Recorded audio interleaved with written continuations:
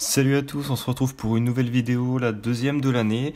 Donc je vous rappelle, vous pouvez toujours me suivre sur Snapchat, Maxime Prono. Je mets des pronos quand j'ai pas le temps de faire de vidéos. Et BetClick fait toujours son offre, jusqu'à 100 euros offerts sur le premier pari, qu'il soit gagnant ou perdant. Vous avez jusqu'à 100 euros d'offert en free bet lors de votre inscription. Donc je vous mets un lien dans la description si vous souhaitez vous inscrire. Petit bilan du coup du week-end là sur les deux combinés. Alors on a le premier qui est passé avec Cardiff-Huddersfield, j'avais dit que Cardiff ne perdrait pas, 0-0. Les deux équipes marquent entre Betis et le Real, victoire 2-1 du Real, donc c'est passé. De l'autre côté, Chelsea a bien gagné contre Newcastle, 2-1. Et par contre, Tottenham qui s'est incliné 1-0 face à Manchester United. Donc mon prono des deux équipes marques n'est pas passé, notamment à cause d'un De Gea très très bon dans les cages de Manchester. Et Manchester donc qui continue sa belle série et qui réussit là ce premier gros défi pour Solskjaer, le nouveau entraîneur. Donc c'est bien pour Manchester, c'est moins bien pour nous. Donc voilà, on est légèrement en négatif là après ce premier week-end, pas de quoi s'affoler. Match en retard du coup en Ligue 1 cette semaine, donc il y en avait un ce mardi, mais il me plaisait pas trop pour parier dessus. Pas beaucoup de confiance, et demain du coup j'ai pris deux matchs sur lesquels j'ai une confiance plutôt correcte. Donc tout d'abord, premier match, c'est derby entre Guingamp et Rennes. Donc Guingamp qui est bon dernier du championnat, 11 points en 19 matchs, ils n'arrivent pas du tout à remonter la pente. Malgré une bonne série avec des bons résultats là ces dernières semaines, il y a eu une victoire à Nice en Coupe de la Ligue au tir au but, fin décembre, et ensuite ils ont gagné à Monaco 2-0. Victoire en Coupe de France début janvier, et surtout très bons résultats en Coupe de la Ligue à Paris, victoire 2-1. Notamment avec 3 pénaltys obtenus. Dans le jeu, il y a eu un peu de mal, la défense de Paris a fait des grosses erreurs, mais quand même, il faut aller gagner à Paris. Très bon résultat de Guingamp. Et c'est en faisant du jeu comme ça qu'on a vu aussi contre les autres équipes qu'ils arrivaient à être dangereux, mais avec très peu de réussite devant le but. Donc là, ils ont eu de la chance d'obtenir des fautes dans la surface et d'avoir des pénaltys qu'ils ont pu transformer, 2 sur 3. Et par contre, ce week-end, un retour en championnat et défaite 1-0 à domicile contre Saint-Etienne. Donc en dehors de ces réussites en coupe et de la grosse surprise et grosse réussite à Paris, quand on regarde le championnat, là, sur les 5 derniers matchs, c'est 3 défaites, 1 nul et une seule victoire qui était à Monaco. Très compliqué pour Guingamp en championnat, qui arrive à se rassurer un peu en coupe, mais en championnat, ça reste très fébrile. De son côté, Rennes, ils sont sur un bon petit nuage, ils sont remontés à la 7ème place au championnat, 4 victoires consécutives, aucun but encaissé, victoire 2-0 à Lyon, 2-0 contre Dijon, 4-0 contre Nîmes et 1-0 à Nantes le week-end dernier. Donc là voilà, vraiment la Rennes, ils sont sur une très très bonne série. Entre-temps, victoire également en Europa League 2-0 contre Astana, qui les qualifie en 16e. Victoire également en Coupe de la Ligue contre Nantes 2-1, au tir au but contre Brest en Coupe de France. Voilà, leur seule petite défaite, c'était en Coupe de la Ligue à Monaco, au tir au but. Donc c'est quand même une très très grosse forme ces dernières semaines pour Rennes, qui là je pense peut aller accrocher les places européennes en plus de ça en cas d'une victoire à Guingamp.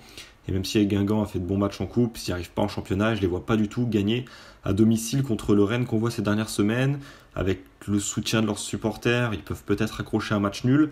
Même si j'ai quand même une bonne confiance sur la victoire de Rennes, mais pour se mettre à l'abri, je vais quand même mettre la double chance, nul ou victoire de Rennes. Avec ça, on a Saint-Etienne qui accueille Marseille. Saint-Etienne en bonne forme aussi, au pied du podium. 33 points, donc à égalité de points avec Lyon. Après une petite période compliquée, Saint-Etienne s'est ressaisi en allant prendre un point à Nice, mi-décembre, un but partout. Victoire ensuite contre Dijon, 3-0. Et là, bon début d'année en janvier, avec une victoire 6-0 en coupe.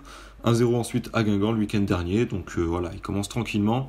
Poursuivent leur bon résultat qu'ils avaient commencé fin décembre. L'OM de son côté, ils enchaînent les mauvaises performances pour le plus grand malheur de leurs supporters. Sur une série de 8 matchs sans victoire, dont 5 défaites sur ces 8 matchs. C'est très compliqué, ça descend au classement 9e. Mais finalement, quand on regarde le classement, ils sont seulement à 3 points de la 3e place. Donc ils sont 9e, il n'y a que 5 points d'écart, c'est pas non plus la grosse alarme en championnat, mais par contre dans le jeu, ça reste vraiment très faible.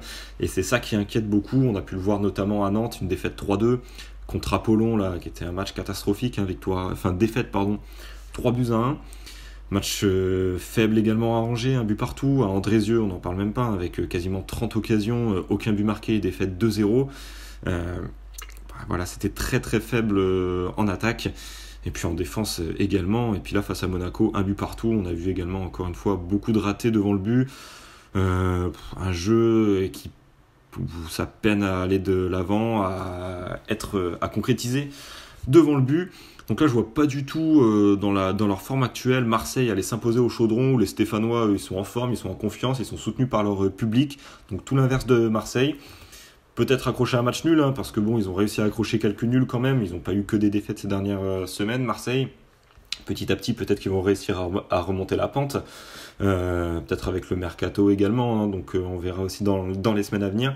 En tout cas, pour ce match-là, je vois pas du tout Saint-Etienne dans leur forme actuelle s'incliner à domicile, mais ils peuvent potentiellement être tenus en échec. Donc c'est pour ça que je vais faire la double chance également.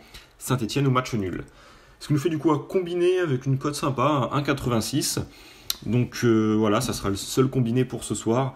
Dans les autres matchs, j'ai pas de grande confiance. Il y a le déplacement de Lyon à Toulouse, où j'avais bien envie de mettre la victoire de Lyon, hein, parce que quand on a vu Toulouse ce week-end contre Strasbourg, dans le jeu c'était vraiment très très faible.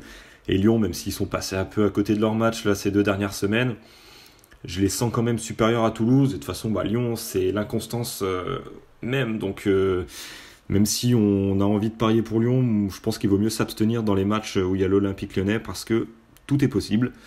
Donc voilà, je vais rester juste sur ces 2 matchs-là où j'ai une confiance qui reste vraiment correcte. Et ça sera tout pour cette semaine. Et du coup, on se retrouve ce week-end pour une nouvelle vidéo et des nouveaux pronos. Et la vidéo un peu spéciale dont je vous avais parlé dans l'ancienne vidéo, elle arrivera bientôt. Là, j'ai quelques trucs encore à peaufiner avant de vous montrer ce que je veux vous montrer justement. Donc il y aura peut-être un peu de retard, ça arrivera en même temps que la vidéo de ce week-end, ou voilà, à cheval, mais ça devrait arriver en fin de semaine. Donc bonne semaine à tous, à bientôt, ciao.